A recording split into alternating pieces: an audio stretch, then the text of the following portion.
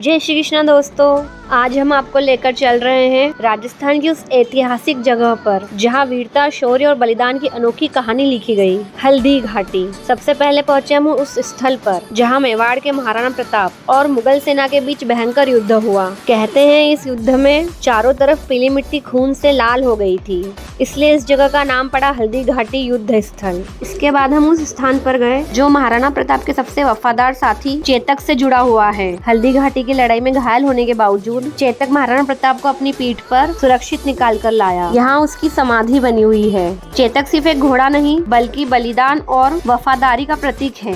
और फिर हमारी यात्रा हमें लेकर पहुंची हल्दी घाटी म्यूजियम में। यहाँ आपको महाराणा प्रताप से जुड़ी अनगिनत झलकियाँ देखने को मिलती है। हम आए महाराणा प्रताप म्यूजियम। हम आपको क्या पता है हल्दी घाटी की युद्ध की। यहाँ आपको देखने को मिलती है युद्ध के दृश्य, चित्रकला और मूर्तियाँ। इन सबको देखकर ऐसा लगता है मानो हम उस समय की वीर गाथाओं के साक्षी बन रहे हैं। जब हम म्यूजियम के अंदर प्रवेश करते हैं तो सबसे पहले हमारी नजर पड़ती है उन वीर योद्धाओं की मूर्तियों पर जिन्होंने हल्दी घाटी के युद्ध में अपनी बहादुरी दिखाई थी। ये मूर्तियाँ मानो हमें उस समय की रणभूमि में ले जाती है जहाँ हर योद्धा अपनी मातृभूमि के लिए आखिरी सांस तक लड़ा। इतिहास को नजदीक से देखने के बाद हमने कुछ पल अपने नाम किए। तोप के साथ ढेर सारी सेल्फीज और चेतक घोड़े की प्रतिमा के साथ में तस्वीरें, क्योंकि सफर अधूरा है अगर कुछ यादें कैमरे में कैद ना हो। हल्दी घाटी सिर्फ इतिहास की जगह नहीं बल्कि ये हमें साहस, स्वाभिमान और मातृभूमि के प्रति प्रेम की प्रेरणा देती है। अब हम अंदर जा रहे हैं झांकियां देखने। यहाँ हमें कहानियों और झांकियों के द्वारा महाराणा प्रताप का इतिहास दिखाया और सुनाया जाएगा। चलती झांकियां मानो हमें उस समय में ले जाती है जहाँ हल्दी घाटी का इतिहास रचा गया था। तो आइए आप भी देखिए और सुनिए उस वीरता की गाथा। ये किला 12 वर्ग किलोमीटर में फैला हुआ है। इस किले पर जब भी विदेशी आक्रांताओं ने आक्रमण किया और उस आक्रमण में कोई भी राजा सैनिक वीर गति को प्राप्त कर लेते तो उनकी पत्नियां वीरांगनाएं अपने सतीत्व की रक्षा करने के लिए जलती हुई अग्नि में कूद प्राणों को त्याग देती थी, जिसे हम जौहर कहते हैं। चित्तौड़गढ़ में 3 मुख्य बड़े जौहर हुए थे।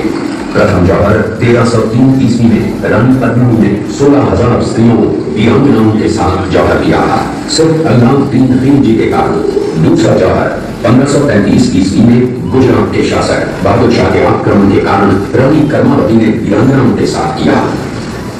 और तीसरा जौहर 1568 ईस्वी में जब अकबर ने चित्तौड़गढ़ पर आक्रमण किया, उसी समय रानी गुलगुरी ने 7,000 वीरांगनाओं के साथ जौहर किया। फिर भी अकबर का मन नहीं भरा और अंत में हजारों आम लोगों का कत्लेआम करवाकर उन्हें मौत के घाट उतारा गया। इस किले में देखने योग्य विजय स्तंभ है, कीर्ति स्तंभ, बीरा मंदिर, जैन मंदिर, कालिका माता मंदिर, भामाशाह देवी, कुंभाश्याम मंदिर, फतेह प्रकाश महल है। ये किला, इस किले का प्राचीन नाम मच्छिंद्रगढ़ है। इस किले का निर्माण महाराणा कुंभा ने करवाया था। इस किले के अंदर 9 मई 1540 ईस्वी में महाराणा प्रताप का जन्म हुआ था।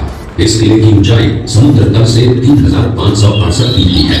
इस किले की दीवार 36 किलोमीटर तक फैली हुई है। इस दीवार का नाम ग्रेट वॉल ऑफ चाइना के बाद द्वितीय पायदान पर दर्ज है। इस किले के अंदर 360 प्राचीन मंदिर हैं। जाति से गुर्जर थी। वो एक राजकुमार की धाई मां थी। दूसरी तरफ हाथ में तलवार लिए खड़ा ये बनवीर सिंह एक दासी पुत्र है। ये कुंवर उदय सिंह की हत्या करके मेवाड़ की राजगद्दी प्राप्त करना चाहता था। एक रात्रि बनवीर सिंह को मौका मिला। वो राजकुमार उदय सिंह के बड़े भाई विक्रमादित्य सिंह की हत्या करके राजमहल की तरफ आगे बढ़ा। इसकी सूचना पन्नाधाय को लग गई। कुछ समय तक पन्नाधाय चिंतित हुई।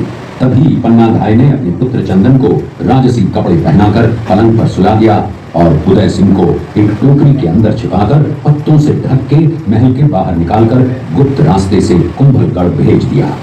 बनवीर सिंह जब तलवार लेकर राजकक्ष में आया तो उसने पन्नाधाय से कड़क आवाज में उदय सिंह के लिए पूछा तो पन्नाधाय ने चंदन की तरफ इशारा किया। बनवीर ने चंदन को उदय सिंह समझकर चंदन की हत्या कर दी और ये समझने लगा कि मैंने राजकुमार उदय सिंह को मार दिया। वही राजकुमार बड़े होकर राजा बने और अपने नाम का उदयपुर नगर बसाया जो यहाँ से 40 किलोमीटर दूर है। और उन्हीं के पुत्र महाराणा प्रताप हुए जिन्होंने हल्दी घाटी का युद्ध लड़ा और आज हम लोग उनका इतिहास यहाँ पर देख रहे हैं। एक समय नरभक्षी बाघ का आतंक छाया हुआ था। महाराणा प्रताप ने उस बाघ का शिकार कर उस बाघ को मार डाला। ये दृश्य महाराणा प्रताप और सुविख्यात स्वामी भक्त घोड़े चेतक के अंतिम मिलन का है। हल्दी घाटी युद्ध के बाद चेतक घोड़े ने 22 फीट के एक बरसाती नाले को पार किया। ये उसी समय का दृश्य है। युद्ध नहीं कराने का तब तक न तो मैं महल में रहूंगा, न किसी धातु के पात्र में भोजन करूंगा, न किसी लकड़ी के बिछौने पर सोऊंगा। पत्ते ही भोजन के पात्र होंगे, जमीन ही बिछौना होगा।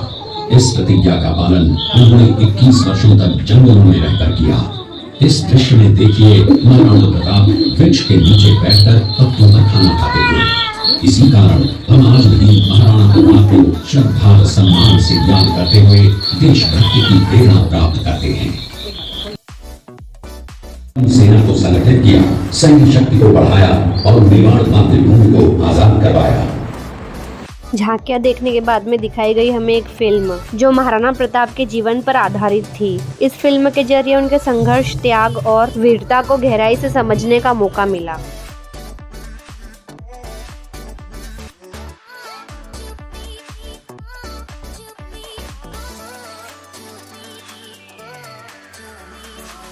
उसके बाद हमने देखा एक सुंदर सा गार्डन जहाँ अलग अलग तरह के स्टेच्यूज बने हुए थे और गांव के परिवेश की सुंदर झांकियां बनी हुई थी। तो दोस्तों ये था हमारा सफर हल्दी घाटी का, जहां हमने युद्ध भूमि देखी, चेतक की समाधि पर श्रद्धांजलि दी, म्यूजिक और झांकियों के जरिए इतिहास को महसूस किया, फिल्म देखी, गार्डन घूमा और ढेर सारी यादें संजोई। हल्दी घाटी सिर्फ एक जगह नहीं बल्कि ये हमें साहस, त्याग और मातृभूमि के प्रेम की सीख देती है। हर सफर हमें सिर्फ एक जगह नहीं दिखाता बल्कि एक कहानी सुनाता है और हल्दी घाटी की ये कहानी हमेशा दिल के करीब रहेगी। अगर आपको हमारा ये सफर पसंद आया हो तो वीडियो को लाइक, शेयर और चैनल को सब्सक्राइब जरूर करें। अगली यात्रा में फिर मिलेंगे एक नई जगह और एक नई कहानी के साथ। तब तक के लिए राधे राधे।